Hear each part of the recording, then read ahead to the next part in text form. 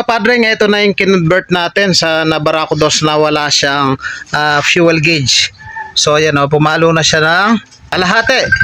Ngayon mapapansin nyo sa unang video, inaparte natin yung ground ng fuel gauge. Tatlong wire yon, yung black na may yellow, inaparte natin. So dito, ang ginawa ko, dinirect ko na siya sa battery para malakas yung ground, kasi pag magkasama siya, napansin ko sumasabay yung mga placer, umiilaw dun sa panel. So inaparte ko na siya. Ayun yung pinakasakit, oh. Yun, yung black na may yellow galing sa panel. So inaparte ko na, dinirect ko na rito.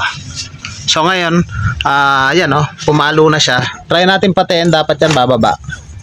Ayan oh, bumababa siya dahan-dahan. Ayan oh, bumababa. Ayan oh. Ayan oh. Hintayin natin doon sa guwit. Ayan oh, bumababa. Oh, on uli natin. Ayan, naka-on. Kapaluin natin ang kalahati. Bali ang laman nitong kanyang gasolina nasa 4 liters mahigit. Ayan ah. Umaangat na siya. Ayan ah. Papantay na siya oh. Ayan, papantay na siya oh. Ayan ah. Okay na siya. Ayan talaga yung 4 liters. Halos kalahati. So okay na siya.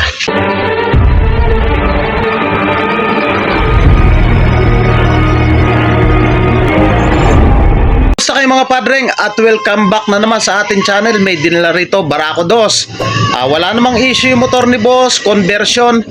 Barako 2 2016 model, wala siyang fuel gauge. Ang gusto ni boss, lagyan natin ng fuel gauge. Itong kanyang tangke, meron ng gauge to eh, pero di mo alam kung gumagana yung gauge.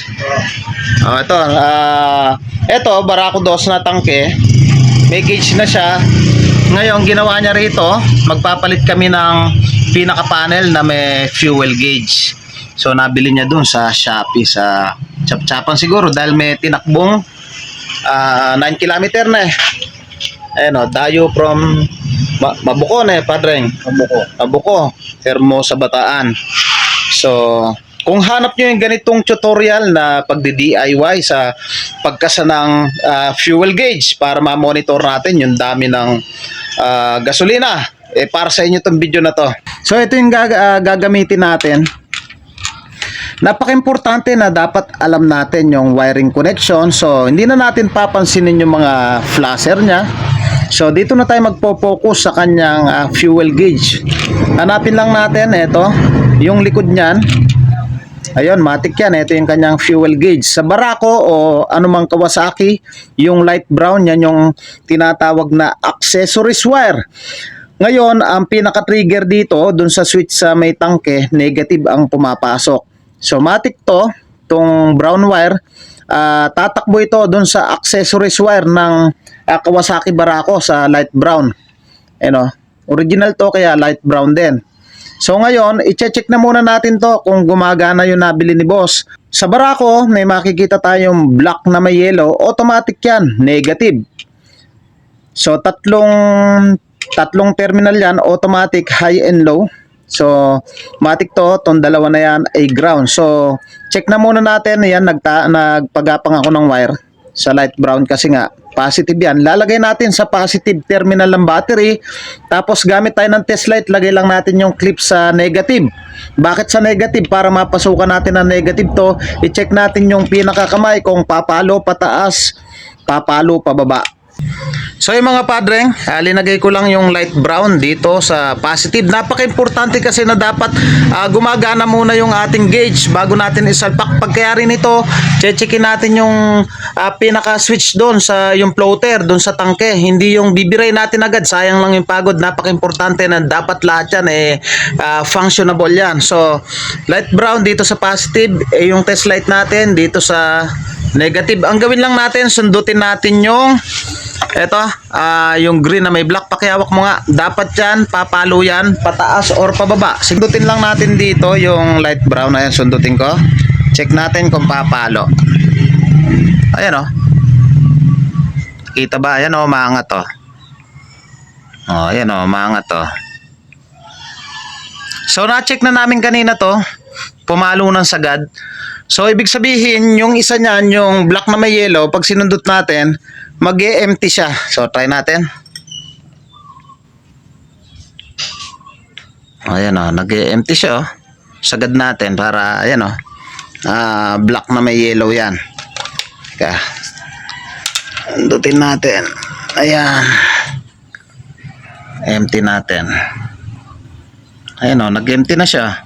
So ibig sabihin good yung nabili ni boss. At dito sa kanyang tangke may 4 na tornilyo, 8mm. Tanggalin lang natin. Ito yung kanyang socket.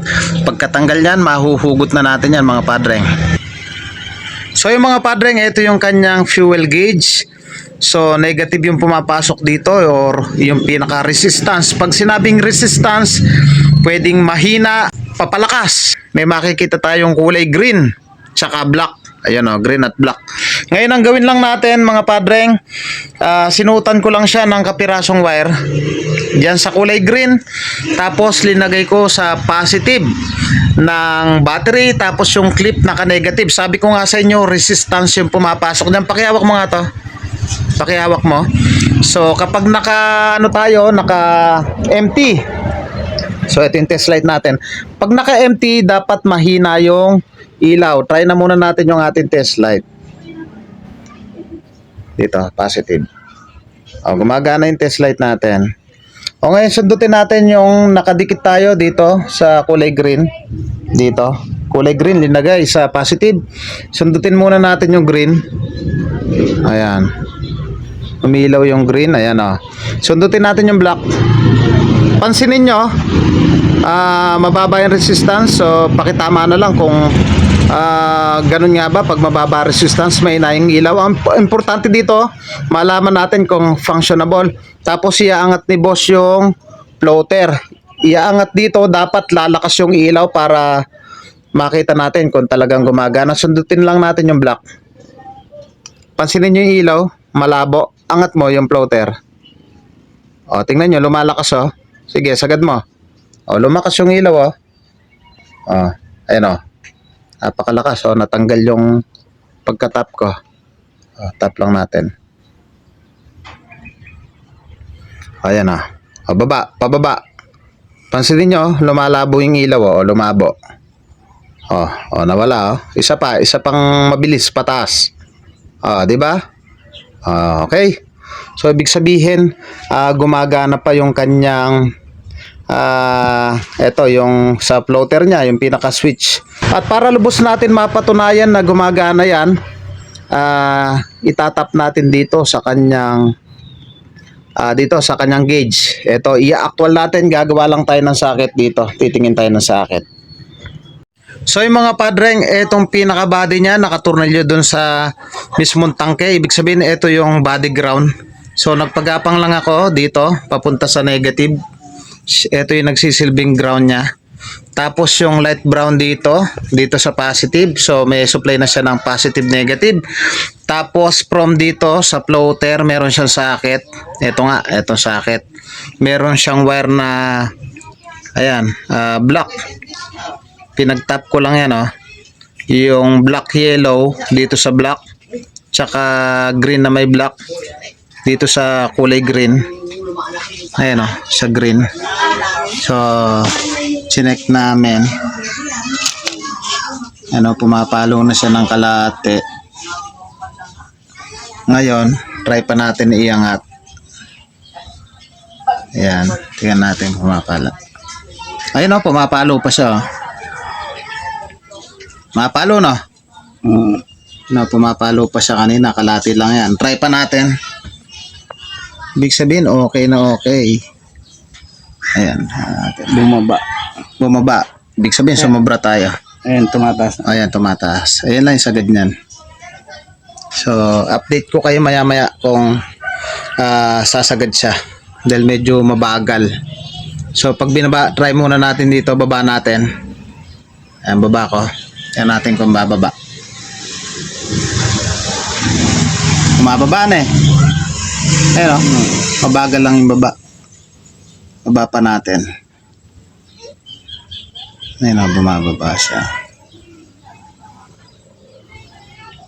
Ayan bumababa Tingnan natin sa kalahati.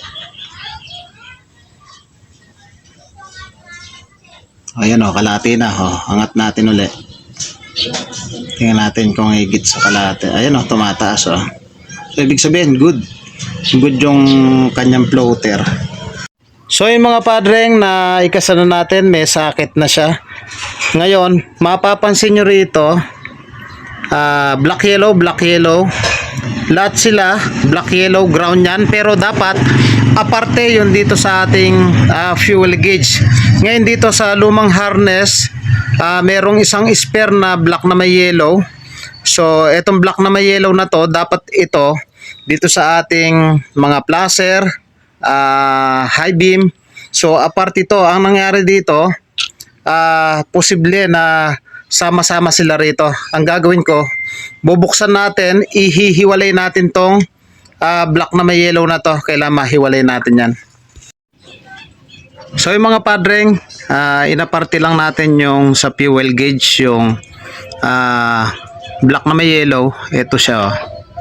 Ito, papunta dito sa socket dito. Ayan, aparte siya. Bali ang kulay niya, ito, green na may black, tsaka black na may yellow. Dapat po yan nakabukod. Kasi pag di natin binukod, pati yung mga placer, gagana po yan. So kaya dapat aparte. Ngayon dito may spare dito na black na may yellow. Para naman dito sa dito, black yellow. Para sa accessories, yung placer, headlight, high beam. So aparte siya. So itap na natin. Mga padre, ito na yung kinonvert natin sa Nabarako 2 na wala siyang fuel gauge. Black na may yellow, inaparte natin. So dito, ang ginawa ko, dinirect ko na siya sa battery para malakas yung ground kasi pag magkasama siya, napansin ko, sumasabay yung mga placer, umiilaw dun sa panel. So inaparte ko na siya. Ayun yung pinakasakit, oh. Yun. Yung black na may yellow galing sa panel. So inaparte ko na, dinirect ko na rito. So ngayon, ayan oh, pumalo na siya. Try natin patiin, dapat yan bababa. Ayan oh, bumababa siya dahan-dahan. Ayan oh, bumababa. Ayan oh. Ayan oh. Hintayin natin doon sa guwit. Ayan oh, bumababa. Oh, on uli natin. Ayan, naka-on. Papaluin natin ang kalahati. Bali ang laman nitong kanyang gasolina nasa 4 liters mahigit. Ayan ah. Umaangat na siya. Ayan ah. Papantay na siya oh. Ayan, papantay na siya oh. Ayan ah. Okay na siya. Ayan talaga yung 4 liters. Halos kalahati.